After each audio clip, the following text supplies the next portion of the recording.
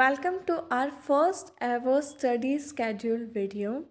In this video, what I did is when I was studying, I just recorded the video for all of you for the motivational purpose. होता क्या है, हम लोग सब पढ़ने का बहुत सोचते हैं, बहुत बार ट्राई करते हैं, नहीं कल से पढ़ेंगे, लेकिन वो कल कभी भी नहीं आता है। हम लोगों ने स्टार्टिंग में सोचा था कि जनवरी आ गया है, अब से बहुत ज़्यादा अच्छे से पढ़ेंगे, लेकिन सारी की सारी प्लानिंग्स हमारी फ्लॉप हो जाती हैं।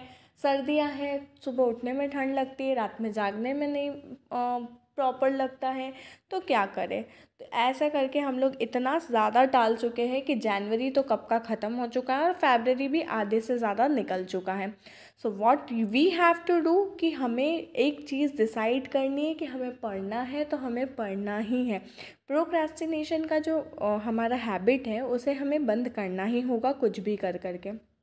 सबसे पहले आप लोगों को एक पर्टिकुलर स्टडी स्पेस डिसाइड करनी है जहां आप लोग डेली और हर समय पढ़ सको।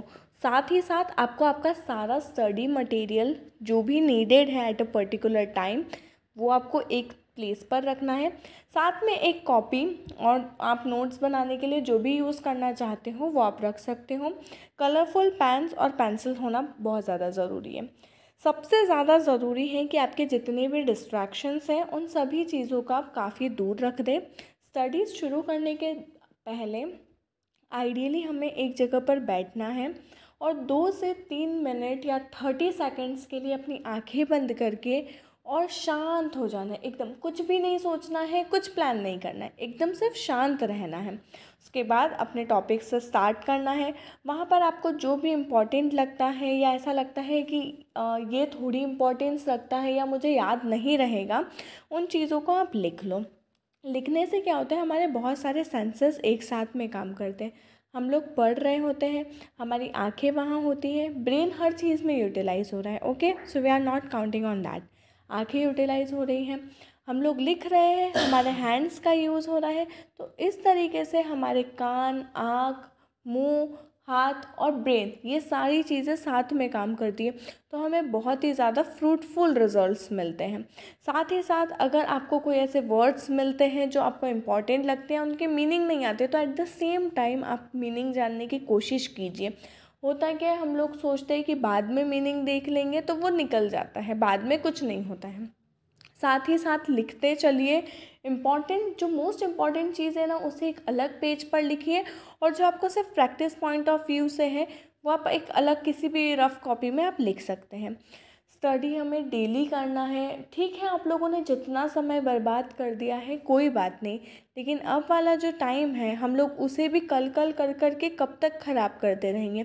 सी I am not asking you to take a burden of your future की बहुत ज़्यादा टेंशन लो, क्या होगा क्या नहीं होगा, कैसे होगा कैसे नहीं होगा। No, there is no way to think about that. हमें सिर्फ हमारे प्रेजेंट पर वर्क करना है, आज काम करना है कि आज इतना मुझे टारगेट कंप्लीट करना है। बहुत सारा टारगेट लेकर के नहीं चलना है। फॉर एन एग्जांपल, एनाटमी पढ़ रहे हैं, एनाटमी में मैं आज सिर्फ हैंड पढ़ूंगी, सिर्फ पाम पढ़ूंगी, सिर्फ एक जॉइंट पढ़ूंगी, एक बोन पढ़ूंगी। सिर्फ छोटे छोटे से टारगेट लेकर के चलिए। होता क्या है, हम लोग एकदम से बहुत बड़ा टारगेट ले लेते हैं कि आज तो पूरा अपर लिम्ब भी कंप्लीट करना है, आज पूरा थोरैक्स कंप्लीट करना है। तो हमारे ब्रेन को एकदम से डर लगने लगता है। हमारे ब्रेन ने हमें बेवकूफ़ नहीं बनाना चाहिए, हमें उसे बेवकूफ़ बनाना है। सिर्फ थोड़ा सा ही पढ़ना है।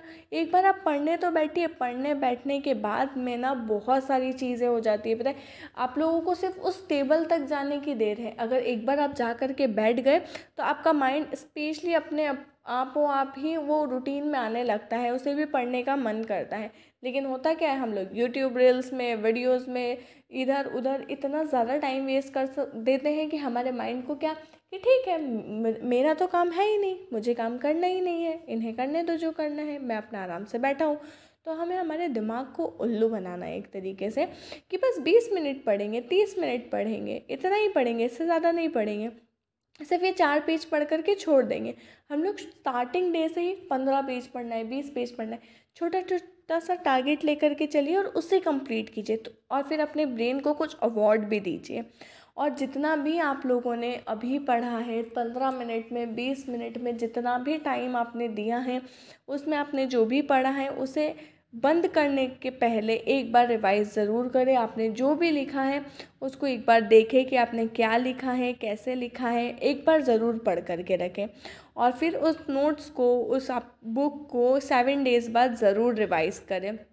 इससे आपकी राइटिंग भी सुधरेगी, आपकी स्पीड भी कवर अप होगी और लिखने से काफ़ी ज़्यादा हद तक चीज़ें याद रहती हैं लंबे समय तक के लिए। आई होप कि आपको ये सारी चीज़ें समझ में आ रही होंगी और ये वीडियो पसंद आ रहा होगा। स्पेशली मैंने कुछ स्टूडेंट्स के कहने पर बनाया है। उन्हें ऐसा लगता है कि मतलब पढ़ाई कर नहीं पा रहे हैं ये कोविड के चलते, और कोविड में इतना ज़्यादा लेज़ीनेस आ गया है कि अब मन ही नहीं करता है, पहले जैसा पढ़ा करते थे वैसा नहीं पढ़ पाते हैं, नहीं हो पाता है कुछ भी।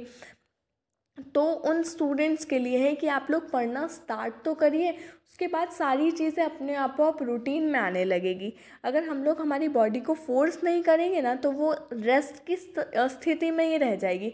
तो न्यूटन के लॉ के अकॉर्डिंग हमें हमारी बॉडी को थोड़ा सा फोर्स देना ही पड़ेगा, तभी कुछ भी होगा, नहीं तो चीज़ें वैसी की वैसी ही बनी रहेगी। क्योंकि रेस्ट करना किसे नहीं पसंद, हर किसी को रेस्ट करना पसंद है, लेकिन वो होता है ना कि अभी हम लोग अगर स्ट्रगल कर लेंगे तो हमारा जो फ्यूचर है वो काफ़ी ज़्यादा अच्छा हो जाएगा। तो प्रेजेंट में हमें थोड़ा सा वर्क करना पड़ेगा और हमारे पास जो समय है ना वो काफ़ी कम है। कोविड की वजह से हम लोग काफ़ी सारी चीज़ें खो चुके हैं, कॉलेजेस नहीं गए हैं, हमारे कंसेप्ट्स बहुत सारे क्लियर नहीं हैं, हमें नहीं पता है किस सब्जेक्ट को कैसे पढ़ना है, किस टॉपिक को कैसे लेना है। तो वो एक बहुत बड़ी दिक्कत है हम लोगों के साथ। और एक और चीज़ कि जब भी आप लोग नोट्स बनाओ ना तो different colour of pens use किया करो। उससे क्या होगा, आपके ब्रेन को कलरफुल डिज़ाइंस दिखती हैं तो वो ऐसे पिक्चर्स को पिक्चर फॉर्म में, फ्लो चार्ट में चीज़ों को बहुत जल्दी ग्रैस्प करता है, बजाय कि आप एक जैसा बोरिंग बोरिंग पेज पर लिखते जा रहे हैं, उस पेज को भरते जा रहे हैं। डिफरेंट डिफरेंट स्टाइल्स ट्राई कीजिए तो आपको भी कुछ क्रिएटिव लगेगा। और कम समय के लिए बैठिए लेकिन इफ़ेक्टिव बैठिए। एक बार की आपकी जो सिटिंग है वो 25 to 30 मिनट्स की रखिए, लेकिन इतनी स्ट्रॉन्ग रखिए कि आप जो भी टॉपिक पढ़ रहे हैं ना उसे आप जब भी नेक्स्ट टाइम पढ़े तो आपको वो पूरा का पूरा एक बार में रिकॉल हो जाए। जैसे अगर आप फर्स्ट टाइम में पढ़ते हैं कोई भी चीज़ तो उसको आपको पढ़ने में, समझने में या ग्रास्प करने में 1 घंटा लगता है। फिर जब आप उसको नेक्स्ट टाइम पढ़ते हैं तो आपको कंपैरेटिवली काफ़ी कम टाइम लगता है। फॉर एन एग्ज़ाम्पल अभी आपको 40 मिनट्स लगेंगे। उसके बाद जब आप थर्ड टाइम पढ़ते हैं तो आप उसे 20 मिनट में ही कर लेते हैं। और जब आप फाइनली आफ्टर अगर 1 महीने बाद या कभी पढ़ते हैं, अगर आपने उस टॉपिक को बहुत अच्छे से पढ़ रखा है, जो 7 डेज़ रूल है, 7, 14, 21 डेज़, तो जब आप 21st डे पर पढ़ते हैं तो आपको लगता है कि ये टॉपिक बहुत ज़्यादा ईजी है और आप उसको 5 या 10 मिनट में ही रिवाइज़ कर लेते हैं। और एग्ज़ामिनेशंस के टाइम पर तो वो इतना ज़्यादा जल्दी हो जाता है कि बस 5-10 मिनट में आपने देखा और आपको याद आ जाती है कि हाँ इसमें ये चीज़ें हैं, ये हैं। और हम लोग जितनी बार बुक खोलते हैं, जितनी बार सेम टॉपिक पढ़ते हैं, हमें कुछ ना कुछ नया ज़रूर मिलता है। जैसे आज ही मैंने बहुत सारी चीज़ें पढ़ रही थी मैं एनाटमी में, तो एनाटमी में म्यूजिशियंस नर्व विली, tennis elbow, writer's elbow, student's elbow, इतनी सारी नई नई चीज़ें हम लोग इतना भूल जाते हैं ना। हम लोग हमारी दुनिया में पता नहीं कहाँ ही बिज़ी होते हैं कि छोटी छोटी सी चीज़ें हम लोग भूल जाते हैं, और ये चीज़ें हमें याद रखना काफ़ी ज़्यादा ज़रूरी होता है। तो पढ़ते रहिए, समझते रहिए और चीज़ों को रिकॉल करते रहिए। दिक्कत हम लोगों के साथ, सभी के साथ यही है कि हम लोग पढ़ते तो हैं लेकिन at the time of exam वही पढ़ा, वही रिवाइज़ कर लिया, ख़त्म। उसके बाद तो ऐसे नाता रिश्ता तोड़ देते हैं जैसे उसका कभी कुछ काम आने ही नहीं वाला है।